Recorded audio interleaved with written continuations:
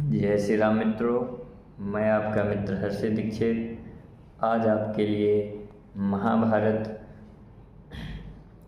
ग्रंथ लेकर आया हूँ। आप लोग सुनेंगे। कल हमने बताया था कि ऋषि गण सुतनंदन से एक प्रश्न किए थे कि ये अक्षौहिणी सेना क्या है, इसमें कितने पैदल घोड़े, कितनी सेना, कितने रथ, हाथी इत्यादि आते हैं।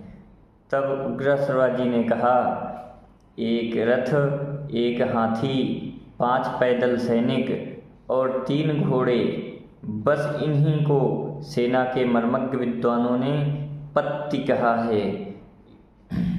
इसी पत्ति की तिगुनी संख्या को विद्वान पुरुष सेना मुख कहते हैं और 3 सेना मुखों को एक गुल्म कहा जाता है।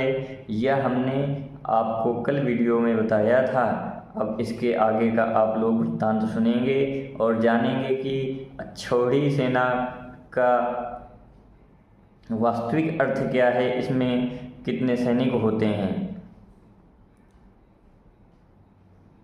त्रयो गुल्मा गणो नाम वाहिनी तु गणश्रयः स्मृतास्तस्त्रवस्तु वाहिन्यः प्रतनेति विचक्षणः। 3 गुल्म का एक गण होता है और 3 गण की एक वाहिनी होती है और 3 वाहिनियों को सेना का रहस्य जानने वाले विद्वानों ने प्रतना कहा है। चमुस्तु प्रतनास्त्रस्त्र स्त्रश्चम्बस्त्वनीकिनी अनीकिनीं 10 गुणां प्राहुरक्षौहिणीं बुधाः।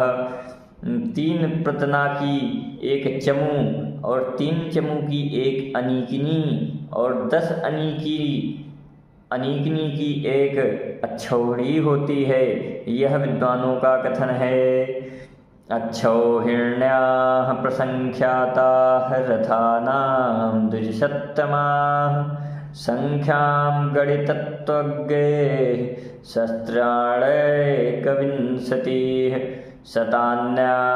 शतान्युपरि चैवाष्टौ यथा भूयश्च 70 गजानां च परिमाणमेतदेवो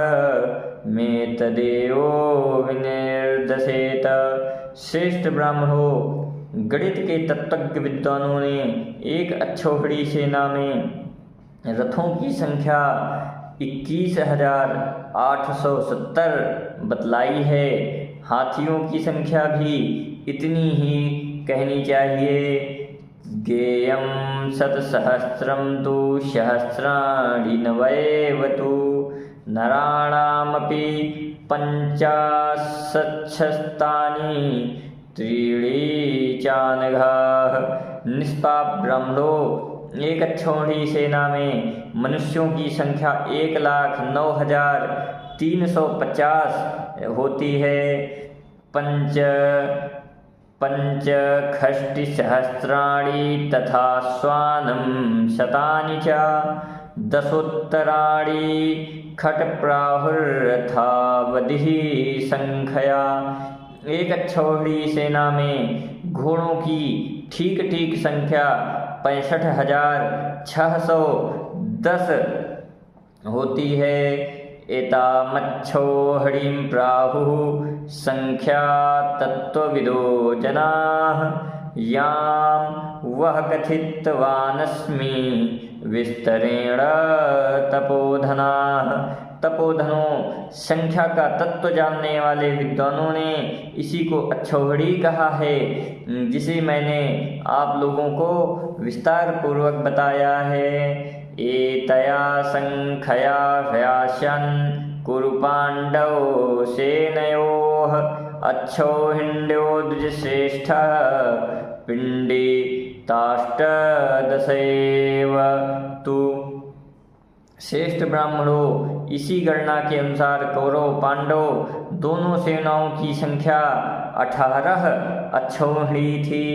समेतास्तत्र वै देशे तत्रैव निधनं गताः कौरवान् कारणं कृत्वा कालेन अद्भुत कर्म करने वाले काल की प्रेरणा से समंत पंचक क्षेत्र में कौरवों को निमित्त बनाकर इतनी सेनाएं इकट्ठी हुई और वहीं नाश को प्राप्त हो गईं। अहान युधे भीष्मो दशयो परमास्त्रवित अहानि पंचद्रोणास्तु ररच्छ कुरुवाहिनीम्। अस्त्र शस्त्रों के सर्वोपरि मर्मज्ञ भीष्म पितामह ने 10 दिनों तक युद्ध किया। आचार्य द्रोण ने 5 दिनों तक कौरव सेनापति की रक्षा की। आहनी युधे द्वे तु कर्णः परबलार्दनः शल्यो अर्धदिवसं चयो गदायुद्धमतः परम। शत्रु सेना को पीड़ित करने वाले वीरवर कर्ण ने 2 दिन युद्ध किया और शल्य ने आधे दिन तक। इसके पश्चात दुर्योधन और भीष्मसेन का परस्पर गदा युद्ध आधे दिन तक होता रहा। प्रसैव दिवसस्यान्ते द्रोणिर्हार्दिक्य गौतमाः प्रसुप्तं निशि विश्वस्तं जग्नुर्दुर्योधिष्ठिरं बलम्। 18वां दिन बीत जाने पर रात्रि के समय अश्वत्थामा, कृतवर्मा और कृपाचार्य ने निःशंक सोते हुए युधिष्ठिर के सैनिकों को मार डाला। यत्तु शौनक शत्रेते भारताख्यानमुत्तमं जनमेजयस्य तत्सत्रे व्यासशिष्येण धीमता कथितं विस्तरार्थं च यशो वीरं महीक्षितं पौष्यं तत्र च पौलोमामस्ति आदितः। शौनक जी, आपके इस सत्संग सत्र में मैं यह जो उत्तम इतिहास महाभारत सुना रहा हूँ, यही जन्मेजय के सर्पयज्ञ में व्यास जी के बुद्धिमान शिष्य वैशंपायन जी के द्वारा भी वर्णन किया गया था। उन्होंने बड़े बड़े नरपतियों के यश और पराक्रम का विस्तार पूर्वक वर्णन करने के लिए प्रारंभ में पौष, पौलोम और आस्तिक इन 3 पर्वों का स्मरण किया है। विचित्रार्थ पदाख्यानमनेक समयान्वितं प्रतिपन्नं नरैः प्राज्ञैर्वैराग्यमिव मोक्षिभिः। जैसे मोक्ष चाहने वाले पुरुष पर वैराग्य की शरण ग्रहण करते हैं, वैसे ही प्रज्ञावान मनुष्य अलौकिक अर्थ, विचित्र पद, अद्भुत आख्यान और भांति भांति की परस्पर विलक्षण मर्यादाओं से युक्त इस महाभारत का आश्रय ग्रहण करते हैं। आत्मेवो वेदितव्येषु प्रियेषु वही जीवितम् इतिहासः प्रदानार्थ श्रेष्ठः सर्वागमे स्वयं। जैसे जानने योग्य पदार्थों में आत्मा, प्रिय पदार्थों में अपना जीवन सर्वश्रेष्ठ है, वैसे ही संपूर्ण शास्त्रों में परब्रह्म परमात्मा की प्राप्ति रूप प्रयोजन को पूर्ण करने वाला यह इतिहास श्रेष्ठ है। अनासिते दमाख्यानं कथा भुवि न विद्यते आहार मनपाश्रित शरीरस्येवधारणम्। जैसे भोजन किए बिना शरीर निर्वाह संभव नहीं है, वैसे ही इस इतिहास का आश्रय लिए बिना पृथ्वी पर कोई कथा नहीं है। तदेतद भारतं नाम कविभिस्तुपजीव्यते उदय प्रेप्सु भिर्भृत्तेरभिजात इवेश्वरः।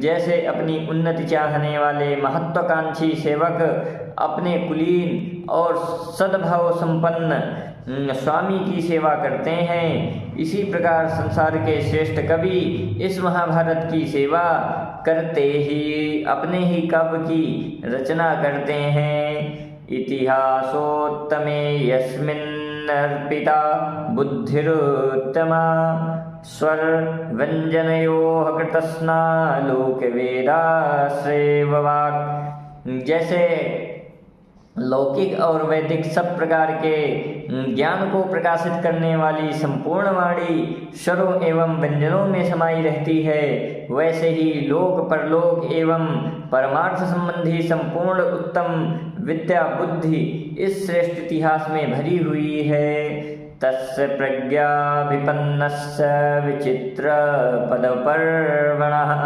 सूक्ष्मार्थन्याययुक्तस्य वेदार्थैर्भूषितस्य च भारतस्येतिहासस्य श्रूयतां पर्वसंग्रहः पर्वानुक्रमणि पूर्वं द्वितीयः पर्वसंग्रहः। यह महाभारत इतिहास ज्ञान का भंडार है।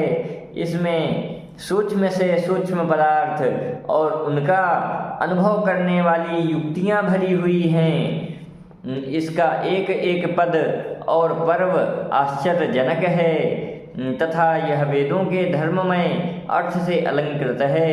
अब इसके पर्वों की संग्रह सूची सुनिए।